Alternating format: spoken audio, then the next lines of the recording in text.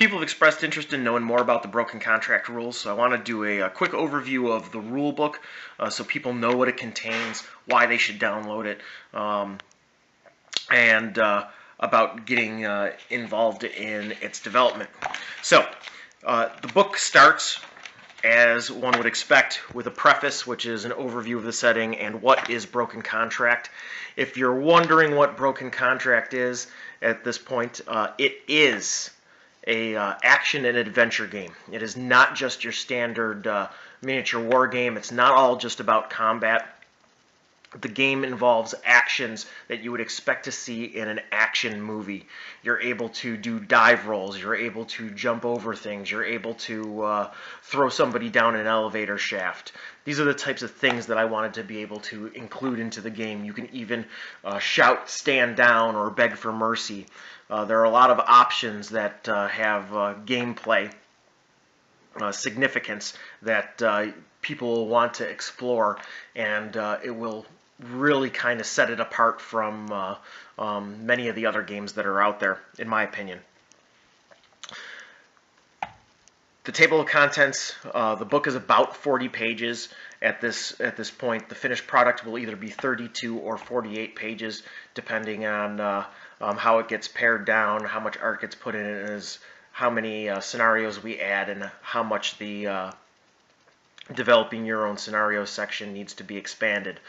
It also depends on, as you, the reader, go through it and read it for clarity, the feedback that we get on how to make this a better book and a better game. So that's very important to us. Goes into the introduction. This is an extended introduction of the setting. It's a dystopian future, 2308. Mankind has been forced to colonize the stars, and we go into a snapshot on one of these colony planets called Hathor, which is a mining world, and is under the stewardship of a mining corporation called Ferrum Sky. So, broken contract is actually a reference to all of the workers are indentured servants. They are all under work contract, where they are making nothing and being charged for everything. The air they breathe, the barracks they are provided, the falling apart clothes that they wear on their body, all of that stuff is provided to them by Ferrum Sky, and they are gouged for those expenses, keeping them perpetually trapped in their miserable existence. So broken contract is a reference to breaking your work contract, as is the term breaker. The indentured miners that work for Ferrum Sky, when they make the decision to go AWOL or revolt, they are a breaker. The security officers hired by Ferrum Sky to keep them in line and to keep the quotas met are called prods. And so this gives you the overview of that. Then we get into the basics, the difference between player and character, what's an act, which is a scenario, there's no grid, how do I move, shoot, and attack, the basics of how to play a game that does not have a board with a grid. So then we get into stats and checks. Broken Contract uses a very simple D6 system. There are multiple statistics that each character has: shoot, melee, strength, agility, intellect, psyche, perceive, medic, leadership, dealing, recovery, and faith. All of the different actions that characters can perform are tied to these different statistics. Most human statistics are 5 or 6. In the game, you need to be able to meet the target number or beat it.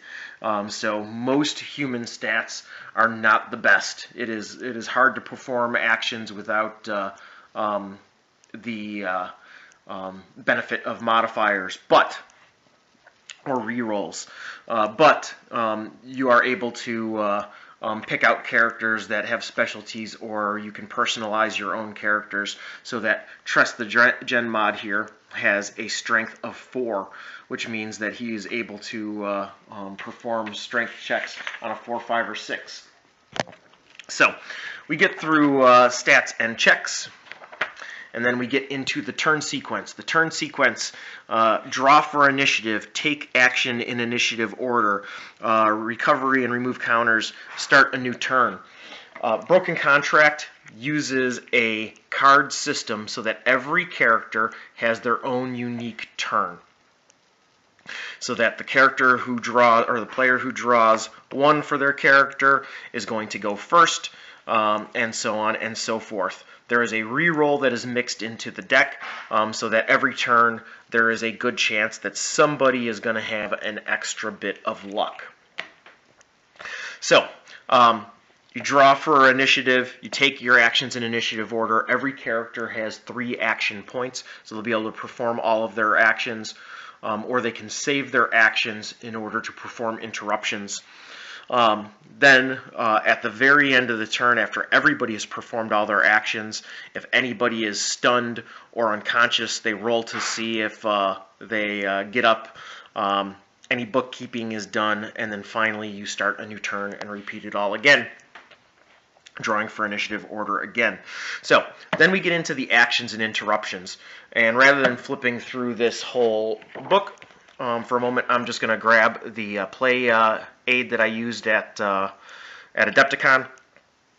Under actions, there are move actions, combat actions, and utility actions.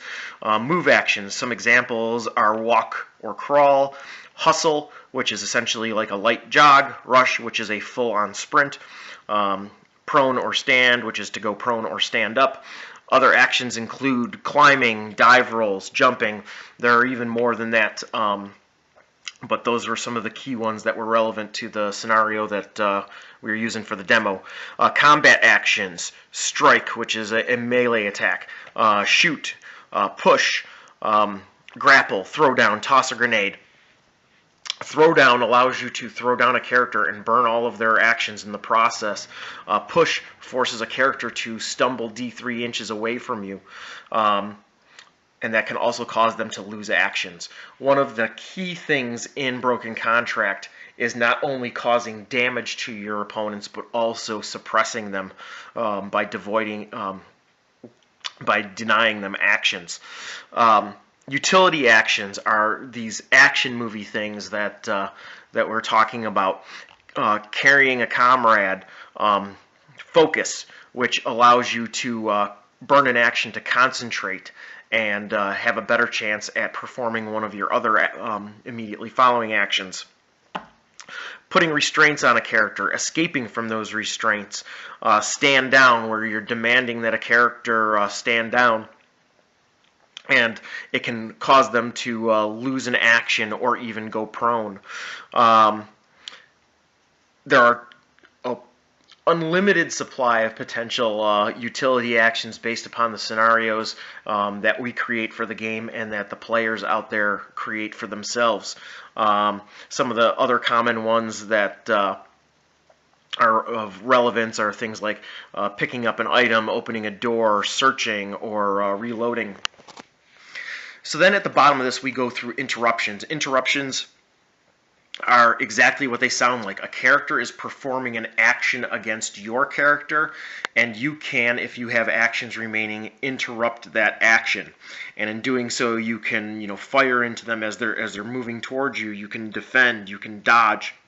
You can flee, you can beg for mercy, drop to the ground, you can parry. So there's all sorts of options that are available to you. It is an action movie in game form, or at least that's the intent. So within that, there are also, I should note that there are opportunities to both do critical damage and also completely fail in what you're trying to do. 1s and 6s on D6 rolls are generally pretty key. You can drop grenades at your feet. You can break your weaponry. You can fumble and stumble. There are all sorts of things that can go wrong in order to have those dramatic moments where you're in the middle of doing something. It is of utmost importance, and then everything goes wrong or everything goes awesome. So, that being said, we'll skip ahead because there's more actions and interruptions that were in there. But we get into the combat action and interruption resolution sequence. When you do have actions that can be interrupted, there has to be a strict order of operations in order to perform those things, so that it doesn't get confusing. So this maps all that out. Also, most actions in the game require that you only make one d6 roll in order to find out if it succeeds or fails. But combat is a little bit different because first you have to roll to hit and then you have to roll to wound. So it goes into detail about the order of operations with that. Then we get into the equipment. The equipment is what you would expect to see in a game about security officers or prods trying to suppress workers. The workers have access to things like rock saws, shovels, pickaxes, mining equipment that you would expect, while the prods have arc pistols, which are short-range tasers, crowd control repeaters, which are machine guns that fire rubber bullets, riot shields, shock batons, and then there are also drones. Drones are exactly what you would expect them to be. They fly around and can do all sorts of crowd control and suppression. They have access to things like the restraint lash, because a restraint drone can constrict a character, grapple a character, and drag them off the board. A sonic disruptor, which is another way of denying characters' actions. There is the terror wave, which by how the name sounds, it can cause characters to flee in terror. Then we get into the special rules of certain weapons. We get into additional equipment, character special rules, all the things that you would expect. Somebody being better at agility, they would be nimble. Somebody that is good at dealing with other characters, they're a charmer. These things give you rerolls or bonuses, all the things that you would expect from a game of this nature. And then we get into creating your own characters, and this is something that I think is going to appeal to a lot of people. It has that RPG type element, but at the same time is very quick and easy. You can sit down, and each character only gets 2 upgrades.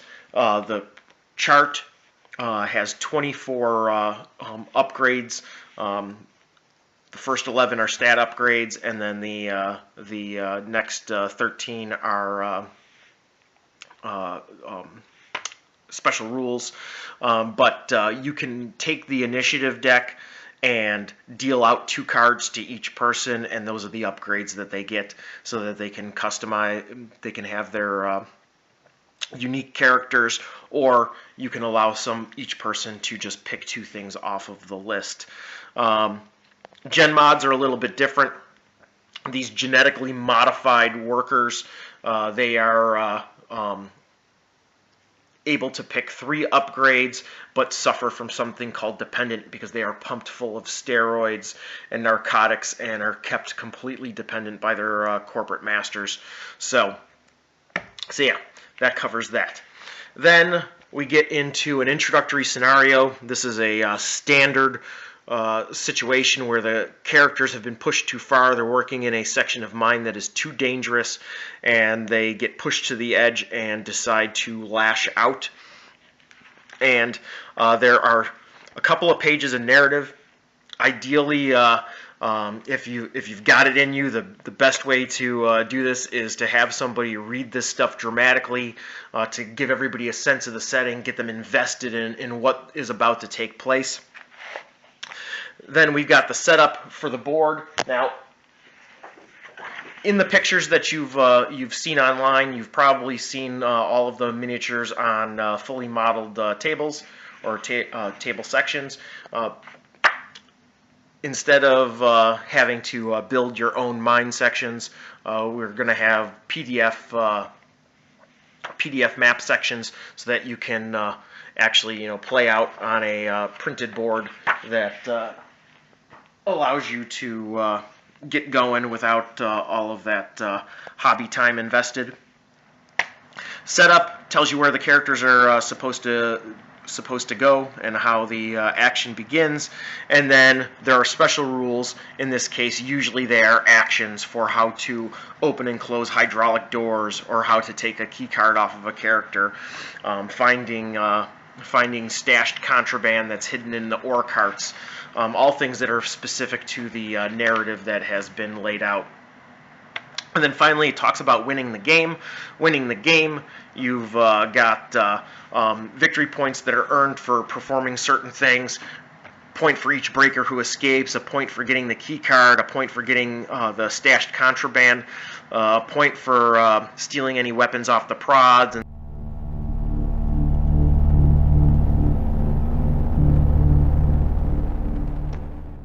And then finally, we have a section on creating your own scenarios. This section of the book will be expanded. And then just for Adepticon, I had brought with me some of the pages to show what the finished product is eventually going to look like. This is the current look and feel of the book. The art needs to be dropped in still, but we want to complete the playtesting, obviously, before we lay out the entire book. So this just gives you a sense of how the finished product's going to look. All right, thanks for listening, and I hope this gives you a better idea of what Broken Contract's all about. Thanks.